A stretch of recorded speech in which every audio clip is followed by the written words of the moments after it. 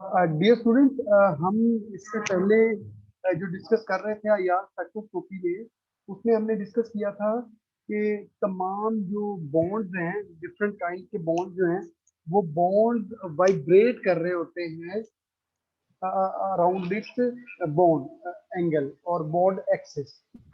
तो to kind की हमने देखी थी वाइब्रेशन, जो तो हम थोड़ा रिपीट कर लेते हैं। जैसे कि यहाँ पे है कि जी सिमेट्रिक, स्ट्रेचिंग, और इसके अलावा हमने देखी थी बेंडिंग वाइब्रेशन। सो ये एक सिमेट्रिक वाइब्रेशन जिन्हें हम स्ट्रेचिंग वाइब्रेशन, और एक एंटी सिमेट्रिक स्ट्रेचिंग वाइब्रेशन। जो स्ट्रेचिंग वाइब्रेशन थी, हमने देखा कि उसमें जस्ट बॉन्ड लेंथ बढ़ती या कम होती है। अगर ये बॉन्ड लेंथ इकट्ठे बढ़ रही है और इकट्ठे कम हो रही है तो दैट इज सिमेट्रिक। और अगर एक बॉन्ड की बॉन्ड लेंथ बढ़ रही है और दूसरे बॉन्ड की बॉन्ड लेंथ कम हो रही है तो हमने इसको एंटी सिमेट्रिक कहा था। इसी तरीके से हमने बेंडिंग वाइब्रेशन भी कहा था, जिसमें बेसिकली एंगल चेंज होता है एटम्स के दरमियान। ठीक है, तो ये जो एंगल है, ये जो चेंज होना है, ये दो किस्म का हो सकता है, एक इन प्लेन और एक आउट ऑफ प्लेन। अगर इन प्लेन है और इसमें दोनों एटम जैसे कि यहाँ पे हाइड्रोजन के मूव करेंगे एक ही साइड पे, दोनों इस साइड पे आ रहे हैं या दोनों उस साइड पे जा रहे हैं, तो ये रॉकिंग कहलाता है। और अगर दोनों एक दूसरे के करीब आ रहे हैं और दूर जा रहे हैं, जैसे कि सीजर में होता है, अगर आपने देखा हो तो इसको हमने कहा सीजरिंग। इसी तरीके से ये इन प्लेन थी, और ये ट्विस्टिंग जो है, अभी पॉजिटिव शो कर रहा है टुवर्ड यू और नेगेटिव शो कर रहा है टुवर्ड अवे ऑफ यू। यानी कि एक बॉन्ड आपकी तरफ आ रहा है और एक बॉन्ड आपसे दूर जा रहा है, तो दिस इज बस ट्विस्टिंग। और अगर दोनों बॉन्ड पहले आपकी तरफ आ रहे हैं फिर आपसे अवे जा रहे हैं, तो ये हमने कहा था वैगिंग। तो ये जो डिफरेंट वाइब्रेशन है, जो कि नेचुरल वाइब्रेशन है आपके इसमें बॉन्ड्स में, क्योंकि वो हर वक्त वाइब्रेट कर रहे हैं। अब ये जो वाइब्रेशन है, ये वाइब्रेशन चेंज हो सकती है, या इस वाइब्रेशन की एक खास फ्रीक्वेंसी है। यानी कि ये वाइब्रेशन एक सेकंड में कितनी दफा हो रही है, ये फिक्स्ड है। अब अगर हम बाहर से उनको एनर्जी प्रोवाइड करते हैं एज इलेक्ट्रोमैग्नेटिक रेडिएशंस के तौर पे, यानी कि हमने इलेक्ट्रोमैग्नेटिक रेडिएशंस डाली जो कि उसको जो है मैच कर गई उस फ्रीक्वेंसी के, क्योंकि हर जो इलेक्ट्रोमैग्नेटिक रेडिएशन हम प्रोवाइड करते हैं उसकी एक खास वाइब्रेशन है, यानी कि वेवलेंथ है, उसका एक खास वेव नंबर है। या और ये जो वेवलेंथ, वेव नंबर, एनर्जी और फ्रीक्वेंसी, ये सारे इंटर कन्वर्टिबल है। ये हर इलेक्ट्रोमैग्नेटिक रेडिएशन का स्पेसिफिक होते हैं। तो अगर जो हमने इनकमिंग, जो हमने बाहर से उन पे इलेक्ट्रोमैग्नेटिक रेडिएशंस फॉल की, तो वो क्या करेंगे, अगर उनका फ्रीक्वेंसी और जो नेचुरल फ्रीक्वेंसी है बॉन्ड की, अगर वो मैच कर जाती है तो उनकी फ्रीक्वेंसी बढ़ जाएगी। तो जब फ्रीक्वेंसी बढ़ेगी, इट मीन्स के एनर्जी एब्जॉर्ब होगी, और हम उस एनर्जी को फिर मेजर कर लेते हैं। दैट इज कॉल्ड दी, अगर हम उस एनर्जी को मेजर करें और हमारे पास जो स्पेक्ट्रा आएगा, हमें हम कहेंगे जी ये आई आर स्पेक्ट्रा। ठीक है, ये तो एक बेसिक ओवरव्यू था हमारे, जो अब तक हमने डिस्कस किया about the functioning of IR spectroscopy. अच्छा, अब ये जो आईआर स्पेक्ट्रोस्कोपी की जो एब्जॉर्प्शन है, ये किस पे डिपेंड करती है? That depends upon the Hooke's law. यानी कि principle of IR spectroscopy is Hooke's law. तो हुक्स लॉ ये कहता है the stretching frequency is related to the masses of atom and force constant, that is a measure of the resistance of a bond to stretching।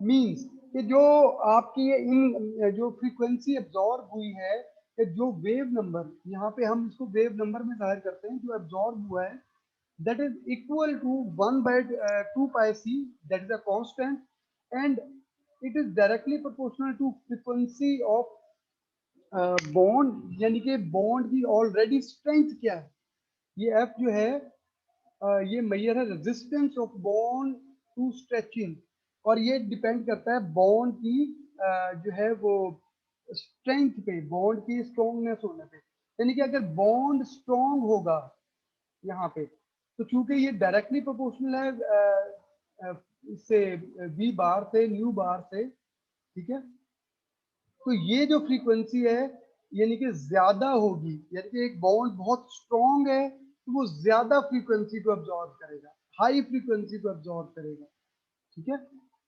यानी कि बहुत ज्यादा energy वाली wavelength को एब्जॉर्ब करेगा। और M1 डॉट एम ए आप कह लें, M1 M2 कह लें, MA.MB divided by MA plus MB, ये क्या है, ये मैथ का फैक्टर है और ये क्या है, इनवर्सली प्रोपोर्शनल है। इनवर्सली प्रोपोर्शनल होने की वजह से क्या होगा, जिसका मैस कम होगा, इसको रिड्यूस मैस भी कहते हैं, जिसका मैस कम होगा वो ज्यादा फ्रीक्वेंसी को अब्जॉर्ब करेगा, जिसका मैस ज्यादा होगा वो कम फ्रीक्वेंसी को अब्जॉर्ब करेगा, यानी कि मैस इनवर्सली प्रोपोर्शनल है और जो ये फ्रीक्वेंसी है that is directly proportional. So according to Hooke's law, अगर बॉन्ड की स्ट्रेंथ ज्यादा है, ठीक है, तो इसको जरा एक्सप्लेन भी करते हैं। C is the velocity of light, ये जो 1/2 है, this C is the velocity of light, it is in centimeter per second, and f is the force constant of bond, ये this one f is force constant, यानी कि कितना ज्यादा bond की strength है, that is gram per second, okay. Ma and Mb are the masses in gram of atom A and B respectively, and the approximate value of force constant for single, double and triple bond are 5, 10 and 15, यानी कि अगर single bond है तो ये F जो है that is 5, double bond के लिए 10 और ट्रिपल बॉन्ड के लिए 15 ग्राम पर सेंटीमीटर और डाइन पर centimetre. A dyne is a force required to accelerate 1 gram centimeter per second square and dyne per centimeter। ये आप अच्छी तरह समझते हैं कि किस तरीके से यूनिट्स को इंटर कन्वर्ट करना। For an example, let us apply the Hooke's law for calculating the frequency of a CH stretching vibration using 19.98 10 raised to power minus 24 gram and 1.66 into 10 raised to power 124 gram as mass values for C and H respectively। मिसाल के तौर पे हमारे पास एक bond है, वो है CH पे डिपेंड करता है, ठीक है, CH बॉन्ड है। अब उस C और H बॉन्ड का मैस ये दिया हुआ 19.99 और 1.66, ये मैस दिया हुआ है कार्बन और हाइड्रोजन का, ठीक है। तो अगर हम इसको अप्लाई करें, ये किस फ्रीक्वेंसी पे या मैस लेवल पे करेगा, तो ये एक इक्वेशन है, इसमें देखें कि फ्रीक्वेंसी कितनी हुई, 1/2πc, ठीक है जी, दीज आर द कांस्टेंट। फिर आप ये देखिए 5 इंटू 10 रेज़ टू पावर 5, ये जो सिंगल बॉन्ड है सी एच का, इसके जो फोर्स कांस्टेंट या एफ है that is 5 into 10 raise to power 5, और this is the reduced mass according to this formula. तो finally we get this one 3032 centimetre inverse, यानी कि ये जो बॉन्ड होगा सी एच बॉन्ड, ये किस फ्रीक्वेंसी को अब्जॉर्ब करेगा, 3032 पे जो फ्रीक्वेंसी है ये उसको एब्जॉर्ब करेगा। So the CH stretching vibration are generally observed around 3000 centimeters, and the actual CH stretching frequency depend on the environment of CH bond। अच्छा, हम अब मजीद इसको थोड़ा डिस्कस करेंगे, देखेंगे कि ये जो CH बॉन्ड है इसकी स्ट्रेंथ पे डिपेंड कर रहा है ना। अगर यही CH बॉन्ड कुछ यानी कि एनवायरनमेंट ऐसा हो जाए कि CH बॉन्ड और ज्यादा स्ट्रॉन्ग हो जाए तो ये और ज्यादा यानी कि 3032 से भी ज्यादा चला जाएगा, और अगर ये बॉन्ड वीक हो जाए किसी वजह से तो ये बिलो 3000 भी थोड़ा सा आ सकता है, यानी कि हम इसको नॉर्मली कहते हैं कि जो CH स्ट्रेचिंग वाइब्रेशन है that is normally at the 3000 centimetre inverse according to the Hooke's law. So, in fact, the Hooke's law approximation helps to identify the general uh, region in which an absorption is expected to occur। यानी कि हम यहाँ पे ये exact भी find कर सकते हैं, बट नॉर्मली हुई हम क्या करते हैं कि उस बॉन्ड का किस पॉइंट पे कौन सा बॉन्ड कहाँ पे ज्यादा जो है वो फ्रीक्वेंसी एब्जॉर्ब कर सकता है, यानी कि अप्रोक्सीमेटली। अब मिसाल के तौर पे आपका जो कंपाउंड है उसमें सी एच बॉन्ड भी है, उसमें जो है सी डबल बॉन्ड ओ भी है, ठीक है। तो जितने उसमें बॉन्ड होंगे उसके राउंड अबाउट हम अप्रोक्सीमेट लगा लेंगे कि जी ये इन बॉन्ड्स की वजह से ये आ रही है। तो मिसाल के तौर पे अब एक सी डबल बॉन्ड ओ की जो स्ट्रेचिंग वाइब्रेशन है, अगर आपको वो ऑब्जर्व हो रही है, तो इट मीन्स कि you are most likely to say कि जी इस कंपाउंड में सी डबल बॉन्ड ओ मौजूद है। ठीक है। तो ये बहुत इंपॉर्टेंट और बहुत जो है नॉलेजेबल ये बात है कि आईआर जो वाइब्रेशंस हैं या आईआर स्पेक्ट्रोस्कोपी जो है ये हमें बॉन्ड के बारे में, नेचर ऑफ बॉन्ड के बारे में बता देगा, ये कौन कौन से बॉन्ड मौजूद है। तो मेन पॉइंट आपने क्या ध्यान में रखना है कि ये जो न्यू बार है ये बढ़ता जाएगा अगर जो बॉन्ड है अगर वो स्ट्रॉन्ग है। अगर बॉन्ड स्ट्रॉन्ग होता जाएगा तो ज्यादा हायर उसके ऊपर वो जो है वो एब्जॉर्प्शन होगी। और इसी तरीके से मैस इनवर्सली प्रोपोर्शनल है, तो मैस जितना ज्यादा होता जाएगा एटम्स का उतना इनकी जो है ना वो कम वाइब्रेशन फ्रीक्वेंसी पे वो होगा। ठीक है। तो इस बेस पे तो इस बेस पे अगर हम ये एक चार्ट देखें कि C H O H N H, ये क्योंकि सिंगल बॉन्ड है। ठीक है। अब इसमें देखें सी एच रिलेटिवली वीक है, ओ एच इससे ज्यादा स्ट्रॉन्ग है क्योंकि, और एन एच भी स्ट्रॉन्ग है क्योंकि ये सिंपल कोवेलेंट बॉन्ड नहीं है, बल्कि इनमें थोड़ा सा जो है वो नेगेटिव इलेक्ट्रोनेगेटिविटी की वजह से स्ट्रेंथ बढ़ जाती है, इनमें आयनिक करेक्टर आ जाता है। तो आप ये देखें कि ये 3700 टू 2500 के राउंड अबाउट हमें ये मिलेंगे सिंगल बॉन्ड वाले। अच्छा, ये ट्रिपल बॉन्ड है ये हमें 2300 टू 2100, और डबल बॉन्ड वाले जो है वो हमें 1900 टू 1600, और ये सिंगल बॉन्ड है ये हमें 1300 टू 800 के राउंड अबाउट हमें डिफरेंट फ्रीक्वेंसीज मिलेंगी। तो हम इन फ्रीक्वेंसीज की बेस पे अंदाजा लगा सकते हैं कि वो जो भी हमारा कंपाउंड अंडर इन्वेस्टिगेशन है वो क्या था। So it is important to note that according to Hooke's law stretching vibrational frequency,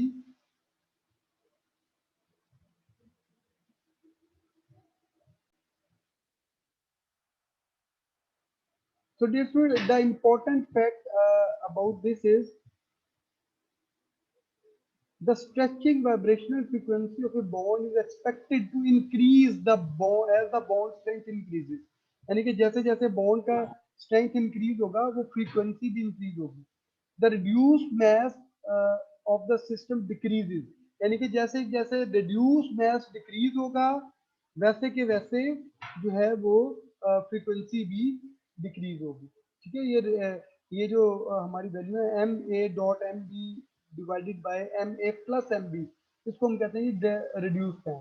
दस C double bond O is expected to have higher stretching frequency than C single bond O।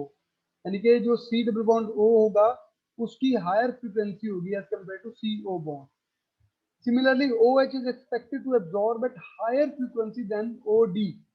अब देखें ये जो OH है इसमें दोनों का reduce mess जो है वो कम है। तो इस रिड्यूस मैस कम है, तो रिड्यूस मैस कम होगा तो ज्यादा फ्रीक्वेंसी पे करेगा, जबकि इन दोनों का ओ डी का रिड्यूस मैस ज्यादा है। So O H is expected to absorb at higher frequency than O D. अब देखें यानी कि ओ एच में ओ और एच का मैस ज्यादा है, आप मैस को वो नहीं कर रहे, मैस ज्यादा है लेकिन रिड्यूस मैस जो है वो कम है। तो ओ एच का रिड्यूस मैस सॉरी इसका ओ एच का रिड्यूस मैस ज्यादा है। ठीक है। तो रिड्यूस मैस जितना ज्यादा होगा ओ डी का रिड्यूस मैस ज्यादा है, यानी कि ये ड्यूटेरियम है, तो जितना ज्यादा रिड्यूस मैस होगा उतनी उसकी फ्रीक्वेंसी कम होगी। और ओ एच का रिड्यूस मैस जो है वो कम है, तो इसलिए उसकी फ्रीक्वेंसी हायर उस पर होगी। तो दो चीजें आपने इसको कंपैरिजन रखना है, रिड्यूस मैस इनवर्सली प्रोपोर्शनल है, जबकि जो बॉन्ड की स्ट्रेंथ है वो directly. Hope you have understood this. तो इस लेक्चर में हमने जो है हुक्स लॉ को स्टडी किया है, और ये स्टडी किया है कि हुक्स लॉ की बेस पे वो कौन से फैक्टर हैं जिनकी वजह से जो है वो फ्रीक्वेंसी ज्यादा या कम एब्जॉर्ब होती है इन दी IR spectroscopy. If you have any question, then please do. And other factors depend influencing the absorption frequency we will discuss in the next class.